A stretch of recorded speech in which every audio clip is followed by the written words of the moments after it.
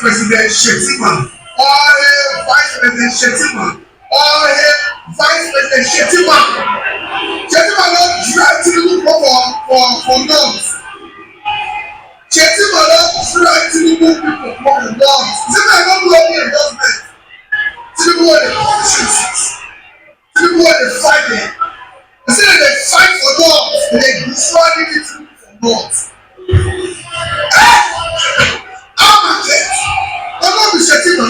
They do any step they achieve that. One more windows. One windows, sir. See, the coalition.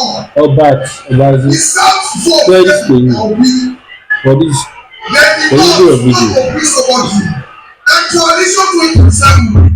Tinubu is going, and we don't come.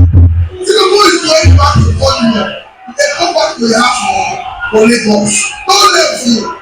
All hail Shettima. All hail Shettima. All hail Shettima. Now we are there governors. The more the government dey do now, the more Nigerians, the more the electorate dey hate you. The more they bully and also opposition, the more they will lose. God just scatter. God just scatter. To themselves, not to the others. Kábíyèsí Elédùmarè, ọba àjọkẹ́ ayé, ọba àjọkẹ́ ọ̀run, ó tán àbí ó tán? Ṣé a sọ àbí a ò sọ? Àwọn Fúlàní dẹ̀ farabalẹ̀, wọ́n dẹ̀ rí pé àwọn bá ti bàbá Tinubu jẹ́. Bàbá Tinubu a sọ fún yín o, ẹ̀yin lẹ ò gbọ́. A sọ fún yín, inú kan bíi mẹ́wàá ta sọ fún yín, bóyá ẹyọkọ àbí méjì lẹ múlò. Nítorí wípé kàwá pé ẹni tó lè sọ̀rọ̀ kẹ́ gbọ́. Mi ìdẹ̀ tí wàá rí yín bá wí o, bí òun ṣàwọn ọmọ àlè Yorùbá kan tí wọ́n tàn yín, tí wọn ò nífẹ̀ẹ́ yín, bọ̀ tó bá déwájú yín, wọ́n á ṣe bẹ́ẹ̀ ní pé gbogbo ìlú ló nífẹ̀ẹ́ yín. Irọ́ ni o, ṣèbẹ́ rí nǹkan tá à ń sọ fún yín nípa Shettima báyìí. Shettima ó ti gbójú bàbá Tinubu jẹ́ long time. Gbogbo àwọn àgbààgbà Fúlàní wọ́n wá pọ̀ sẹ́yìn Shettima, wọ́n wá kẹ̀yìn sí bàbá Tinubu. Ó kún bó ṣe lè ṣe pé fẹ́ ṣẹlẹ̀ kejì. Bàbá Tinubu ẹ wá ṣẹlẹ̀ kejì nílẹ̀ Yorùbá. Àwọn ọmọ yín sọ fún yín pé ẹ máa bọ̀ nílé. Ọmọ Yorùbá allegedly wọ́n ní bàbá Tinubu pé wọ́n kàn ń sunkún bí ọmọ kékeré ni. Allegedly ẹkún tí ò ṣe ẹkún kékeré. A lè sọ fún yín bàbá Tinubu ẹ ò gbọ́. A sọ fún yín wípé lóòótọ́ ẹni tọ́lọ̀ ń fún lọ́gbọ́n tó fún ní ìmọ̀ ní tó fún lóye, ṣùgbọ́n gbogbo tọ́lọ̀ ń fún yín yẹn ẹ ò rí bí ìkọ̀kan. Ohun tọ́lọ̀ ń fún yín yẹn ẹ ò value ẹ̀. Gbogbo tọ́lọ̀ ń fún yín ẹ rí ní ìrìpẹ́ yìí náà lè ṣe tó jù bẹ́ẹ̀ lọ pẹ̀lú agbára yín. Irọ́ ló ń jẹ́ bẹ́ẹ̀. Gbogbo àwọn Fúlàní northern elders ṣé wọ́n máa sọ pé àwọn òṣìṣẹ́ Shettima ǹjẹ́ ikọ́ dá sí? Ṣé rò pé gbogbo tó ń ṣẹlẹ̀ láti ìgbà tẹ́ ti dé president, báwọn Fúlàní ṣe pààyàn lọ́tún tó pààyàn lọ́sì, ṣé rò pé ó ṣe àwọn Fúlàní kàbá ni? Kò ṣẹ̀yìn wọn. Ẹ bá wa pín fídíò yìí. Tí yín kankan o, mo fi Ọlọ́run búra fídíò 5 sí 6 ni mo kó wá fún yín. Tí eléyìí ti ọ̀gẹ̀dẹ̀ lélẹ́yìí. Ẹ bẹ̀rẹ̀ sí ní kọ́ sí comment section pé Yorùbá nation ló kórè bá. Ẹ bẹ̀rẹ̀ sí ní máa wá táàgì àwọn international communities. Ẹ jẹ́ kí wọ́n mọ̀ wípé a ò lò lórí méjì. We don't have any leader except I'm talking about the ongoing Yoruba nation movement as a whole worldwide, internationally. The only leader we have is Professor Emeritus, merited, intelligent, royal, humble, humanitarian, reliable, dependable, integrity, distinguished Professor Adebanji Akintoye Stephen, alongside Babawa General Field Marshal, General Actor Arole Oduduwa, humanitarian, dependable, loyal, trustworthy Dr. Chief Sunday Adeniyi Adeyemo Igboho Oòṣà. Owó Baba Dami, owó Baba Dami, ẹkùn ọkọ Fúlàní àjànàkú kọjá mo rí nǹkan fìrí ẹ bá sọ bẹ́ẹ̀ mọ́ ẹ bá rí ni ẹ jẹ́ ká náà rí ni ẹ mú ẹ kì í ẹran bí òrẹ̀ lẹ pé ni ládéládé ládé Aláàfin ò ládé adé aládìkún lágbàfà láàfin mádẹ̀mádẹ̀ òjò pàṣẹkẹrẹ mádẹ̀ ọmọ Àtìbà ọmọ Òkúta bẹ́ẹ̀ ẹ má jẹ́ lọ fáyì ibẹ̀ kọ́ là ń lọ ọmọ Yorùbá ó ti ṣẹlẹ̀ àwọn Fúlàní ti bá ti bàbá Tinubu jẹ́ wọ́n wá ṣe débi ń pé wọ́n wá pín àwọn sí méjì wọ́n ní káwọn kan dọ́gbọ́n máa ṣe collation káwọn kan ṣe bẹ́ẹ̀ ni pé àwọn ń sọ́pọ̀tì Tinubu ṣèbáyé pé ẹni tí wọ́n fi fọ́ǹtì àwọn tó ń tẹ̀lé Tinubu ó jẹ́ ẹni tó lágbára jù nílẹ̀ Haúsá báyìí ìyẹn Muhammadu Buhari tó ní ẹgbẹ́ kan tó ń pè ní SDP Ọ̀ṣun tó ní kó tó di pé wọ́n ṣe collation tó fọ́ọ̀mù APC gbogbo àwọn northern elders northern politicians wọ́n ti fẹ́ yá sí pátì yẹn tán ẹni tó wà ní pátì wa ń parọ́ fún bàbá Tinubu póun wà pẹ̀lú wọn póun ti fi APC lẹ̀ bàbá Tinubu wa ń gbàgbọ́ bàbá Tinubu kíkiní tó bọ́ ẹ ṣègbọ́ ẹyọkan ìfúnlẹ̀ Yorùbá ẹ fi lẹ́gẹ́sì sílẹ̀ ẹ jẹ́ kí gbogbo àwọn ìran díran ẹ ṣe nǹkan tó máa fi ṣàdúrà fún yín ẹ ṣe nǹkan tí wọ́n fi máa rántí yín sí dáadáa ṣègbéyàn ni bàbá Awólọ́wọ̀ ká tiẹ̀ sọ pé nígbà ayé tiwọn wọ́n Nàìjíríà lọ nígbàgbọ́ nínú ìgbà yìí nǹkan ò tí ì bàjẹ́ tó yìí nígbà yìí nǹkan ò tí ì wọ́ọ̀sì tó yìí tí bàbá wa Awólọ́wọ̀ tí wọ́n lo gbogbo ọgbọ́n tọ́lọ́run fún wọn ọgbọ́n tí wọ́n lò ní South West tó rò páwọn lè lò láti fi lè jẹ́ kí Nàìjíríà become one ó tó di pé àwọn Fúlàní ṣe ń tọ́ máa ṣe fún wọn.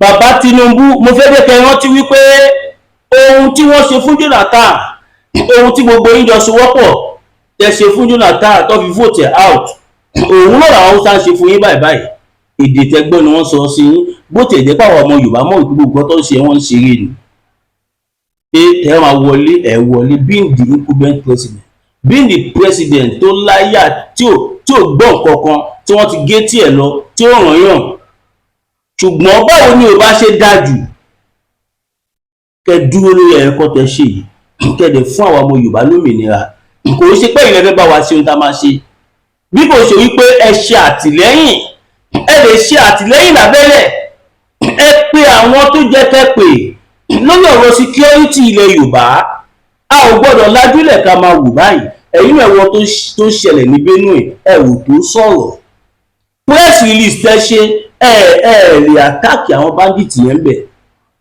condemn nǹkan tí wọ́n ṣe tí ẹ̀ sọ nísọ pé tó bá ti rí wọn nǹkan bẹ̀rẹ̀ sí ní pa wọn ni because àdàlú jàǹdùkú ni wọ́n oore kí ni terrorist fẹ́ ṣe fún wa nílùú ẹ má jà torí politics káwá fàyè gbà wọn wèrè yìí wọ́n ti fẹ́ pa àwọn èèyàn tán ní Benue èmi dẹ̀ lára àwọn nǹkan táwa gbọ́ mo máa sọ fún yín nísìn nípa ìpànìyàn tó ń lọ ní Benue lọ́wọ́lọ́wọ́ báyìí àwọn intel kan kàn mí lára and I believe it's true aláàkọ́ kó tó di pé màá sọ ẹja sáré bí ẹ̀ka ìpolówó ọjà.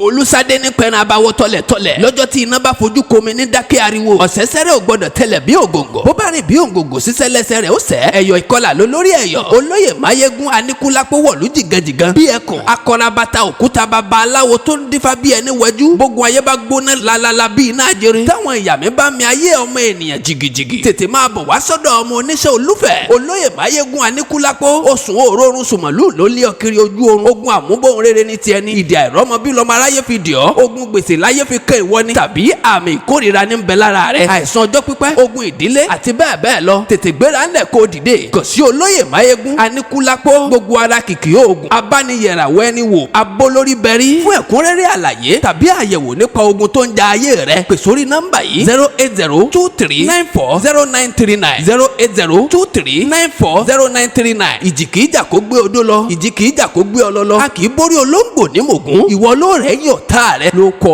lọ́wọ́. ẹ káàbọ̀ padà yìí ènìyàn wa nọ́mbà bàbá Máyégún lẹ rí yẹn à ń sọ fún yín bàbá ìgbọ́fàbẹ ní wẹjú ogun bọ̀ ọmọ Yorùbá ẹjá lọ dira ẹjá lọ tẹfá ká fìdẹ́gbẹ́ múlẹ̀ fún àwọn ìyàwó àtàwọn ìyá wa tó bá ti ṣe. Ẹ jẹ́ ká bẹ̀rẹ̀ sí ní ṣe gbogbo tó necessary tó yẹ ká máa ṣe, tó yẹ ká ṣe on time. Ó fẹ́ dira ni, ó fẹ́ tẹ̀fá ni, ó fẹ́ fìdẹ́ any type of thing tẹ́ bá fẹ́ ṣe, ẹ pé bàbá Máyégún. Mo nọ́mbà wọn wá torí pé wọ́n ti fẹ́ fi mẹ́sẹ̀gì báyé fóònù mi jẹ́. Mo máa ń sọ fún yín on a daily basis, mi ò rí tí n bá wo text message tí mo receive a day is more than 3,000. Call tó lọ rí fóònù mi tó wọlé tó ń jáde is more than 500 on a daily basis. A lot of information ló wà nílẹ̀, ṣùgbọ́n kò sí mátìrí àti gbé jáde tá à ń ṣe igun òjò tipátipá òjò tìkúùkù la fi ń ṣe. Kọ́mọ̀ bá sọ pé Masbi ti panu mọ́, ó ti gbowó. Mo dẹ̀ sọ pé ẹ fún mi support, bọ̀ a dúpẹ́ lọ́wọ́ Ọlọ́run pé ẹ̀mí wa ò bọ́ sí. Now ká bọ́ sí ìpele kejì. Òun ní àwọn èèyàn tó ń parí Benue wọ́n mọ̀ nítorí nǹkan méjì ni wọ́n ṣe ṣìkọ̀ tí wọ́n ṣe yẹn. Alákọ̀ọ́kọ́, wọ́n ń jíṣẹ́ táwọn ọ̀gá wọn rán wọn. Wọ́n ń jẹ́ iṣẹ́ tí àwọn ọ̀gá wọn rán wọn. Gbogbo wa la mọ̀ wípé ìtókù tí là fi ṣúlẹ̀ léyìí, tí ilẹ̀ á fi mọ́ yìí tó máa fi mọ́ ọ̀la. Tí Nigerian army tó bá fẹ́ wipe gbogbo Fúlàní, ká má gbọ́ tó jẹ́ terrorism, the Nigerian army is capable of doing that. Wọn ò gbọ́dọ̀ ṣe é nígbà tí wọ́n bá ti fún wọn láṣẹ látòkè kó lọ àtàkì Fúlàní, kí wọ́n lọ pani lẹ́ni mọ́lé. Torí lọ pé aró ti rẹ́, aró ti lé. Tó yẹ pé òun ni first female jet fighter pilot tó lọ bọ̀m̀báàdì ibi táwọn Boko Haram wà. Kí ló ṣe fún? Ọ̀pá ọmọ yẹn dànù. Gbogbo alágbọ́tọ̀ yẹn, gbogbo alárí story yẹn online that this is a deliberate action. Ẹ wo bàbá wa Lágbájá, kábíyèsí Elédùmarè, ká kọ ní sùnre. Èèyàn ní Lágbájá. Àwa ọmọ Yorùbá dẹ̀ sì máa béèrè ikú tó pa Lágbájá tó bá yá, òun ṣàsìkò yìí. Torí pé ọwọ́ wa ò tí, nígbà tó wọ́n bá tẹ ikú dà, á béèrè ikú tó pa Lágbájá níwọ̀ àwọn Fúlàní. Nígbà tí wọ́n rí pé màá yẹn ó ṣiṣẹ́ bí iṣẹ́, ó bẹ̀rẹ̀ sí ní bọ̀m̀báàdì wọn. Kí ló ṣe fún màá yẹn?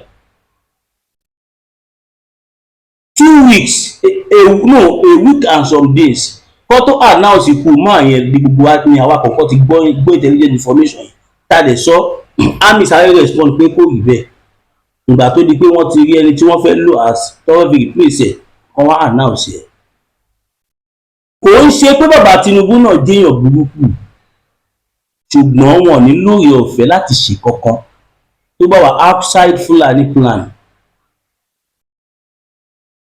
Inú ẹ̀ tún wo àwọn armed forest guard tó wọ́n fẹ́ ṣe, tó fẹ́ gbé wọn lò dà fún ṣẹ́kẹ́ gbòlà gbà ṣẹ́ fìmísì gbà ṣẹ́ fìmísì gbà ṣẹ́ fìmísì pẹ̀lú àwọn tó gbé K-47 dání, tó ń lo machine gun, tó ń lo RPG, tí wọ́n lo launcher, tí wọ́n lo destroyer drone, tó ń lo attacking drone, tó ń lo drone tó ń gbé àdó olówó. Ẹ fẹ́ lọ fi ṣẹ́kẹ́ gbòlà fífi. Oh my God. Mo kọ̀ rí nìyí pé àwọn kọ́kọ́ fẹ́ dídí fẹ̀mí ọmọ Yorùbá ṣòfò. A dẹ̀ ti sọ káwọn bàbá wa ti fún Tinubu ní condition wọn. The condition is tẹ́ bá fẹ́ jẹ́ káwọn ọmọ wa ṣe, gbogbo ọmọ wa tó bá ti join yín ilẹ̀ Yorùbá ló máa ṣọ́, wọn ò ní lọ ṣọ́lẹ̀ ó sàbí ilẹ̀ Ìgbò. Tẹ́ bá ti fara mọ́, kò sẹ́ni tó máa ṣe ní àwọn ọmọ wa, and that is final. Ní jẹ́ kó dàbí Àmọ̀tẹ́kùn sí ó ti di political party. Bẹ́ẹ̀ ni kò sámọ̀tẹ́kùn tó bí aláìyá ìdá tó máa gbọ́ pé Fúlàní operate níbì kan tó máa lọ láì lọ gbàṣẹ lọ́wọ́ àwọn DPO káwọn ọlọ́pàá lead ẹ̀ lọ́bẹ̀. Kò sámọ̀tẹ́kùn tó bí. Gbogbo alágbọ́kọ̀ tí general tó kú sọ̀nà àkìlọ̀ iṣẹ́ ọ̀pọ̀ general tó kú àbíkọ̀ olóko bàbá yẹn. Màá gbìyànjú ẹnjọ́ mẹ́ta ẹ̀ máa interview bàbá yẹn. Mo promise yín, màá gbìyànjú. Mo mú àwọn èèyàn ńláńlá tó pé tí n bá pè ní sí wọ́n máa connect ẹ̀ tí wọ́n dẹ̀ máa wá gbé interview yẹn. Wọ́n ti sọ́ńbì kan, màá gbìyànjú àti gbé wọn wá again. bàbá yẹn ní Àmọ̀tẹ́kùn táwọn yẹn ẹṣin inúwèé ni kò káwọ́ ṣoṣo gbogbo náà la gbọ́rọ̀ yẹn náà kò ṣe nǹkan tó bù gbogbo wa la gbọ́ pé ẹṣin inúwèé tí wọn ò bá yá síta kò lè jáde síta. wọ́n tún sọ pé Àmọ̀tẹ́kùn dàbí tẹlifíṣàn kò lè dánú rò kò lè dá tán tí wọ́n bá tàn kò lè dá kú tí wọ́n bá pa kò lè gbówó sókè tí wọ́n bá remote control. a ò fẹ́ yẹn lè Yorùbá mọ́ kó tó di pé mo bọ́ sí ìpele kẹta ẹ̀ka sáré dókè pọ̀ olúwọjà. Bitter tea ẹkùn tí ń wọ̀yá àjà pẹ̀lú àwọn kíndìnrín tó ní stone nínú ìyẹn kidney stone yóò mẹ́ẹ̀tì ẹ̀ tẹ́sí yádànù nínú àgọ́ ara yín òun kan náà ló ṣiṣẹ́ fún liver ìyẹn àìsàn jẹ̀dọ̀jẹ̀dọ̀ a sì tún máa ṣiṣẹ́ fún heart ìyẹn ìṣòro àìlèmí sókè sódò dáadáa láàólà bitter tea ló tún ṣiṣẹ́ fún ìfúnpá gíga ìyẹn high blood pressure bákan náà gbogbo ẹ̀yin tẹ́ ẹ bá ní ìṣòro ìsétọ̀ tí a mọ̀ sí prostate cancer gbogbo àwọn àìsàn tá a là kalẹ̀ yìí pátápátá òun ni láàólà Aba bitter tea yóò bá wà yá àjà ìṣòro ara ríro ńkọ́ láàólà bitter tea òun ni kẹ́ ẹ gbẹlura láti wá rí egbòogi láàólà bitter tea rà àbí tẹ́ ẹ bá fẹ́ mọ ibi tí wọ́n tẹ̀dó sí ẹ mẹ́sẹ̀gì wọn lórí àwọn WhatsApp numbers yìí +44745277137 àbí àwọn Nigeria numbers yìí 08033194355 tàbí 08026265000 kò bára rí ẹ̀rí inú ẹ̀jẹ̀ ti kàn jẹ̀gbọ̀n lọ́wọ́ láàólà bitter tea gbẹlura kò rí yàtọ̀ bẹ̀. ẹ káàbọ̀ padà ènìyàn wa láàólà bitter tea ó jẹ́ iléeṣẹ́ tó ń ṣe gbòógì fún ìwọ tí nǹkan ọmọkùnrin ẹ bá kéré tó lè kanlẹ̀ gbọ̀ngbọ̀ngbọ̀n ìwọ tó bá fẹ́ pẹ́ lórí ẹ̀ ó fẹ́ àdódùn àwọn ìyá wa ò fẹ́ ká gbogbo ká ṣe yẹ́kí kára nǹkan burúkú ni àwọn ìyá wa ò fẹ́ wọ́n kọ́ lè má sọ̀rọ̀ síta ìwọ tó bá fẹ́ kí ọmọkùnrin yẹn kó gùn bí mo ṣe wà lọ láàrin ijọ́ mẹ́ta sí ijọ́ márùn-ún without having any side effects 100% aba àṣírí àwọn baba ńlá baba wa ni mo lè fọwọ́ láàólà bitter tea mo lè fọwọ́ wọn sọ̀yà bẹ́ẹ̀ mo sọ fún yín ẹni tó bá ní kidney problem ẹ pè wọ́n àti rí ẹni tí UK condemn kidney ẹ̀ tí wọ́n máa ṣe transplant kò sí kan tí wọ́n lè ṣe pé kidney yẹn ti bàjẹ́ ẹni ìdẹ́ ìfìgbàgbọ́ mú nọ́mbà lórí platform mi wọ́n ti ẹ̀ sọ fún mi gan wọ́n dẹ̀ pé máa yẹn direct wọ́n dẹ̀ tàgbó fún wọn glory be to God mo ń bá yẹn sọ kò sí kan tí wọ́n máa yẹn ń jẹ mọ́ wọn ò ṣe transplant kankan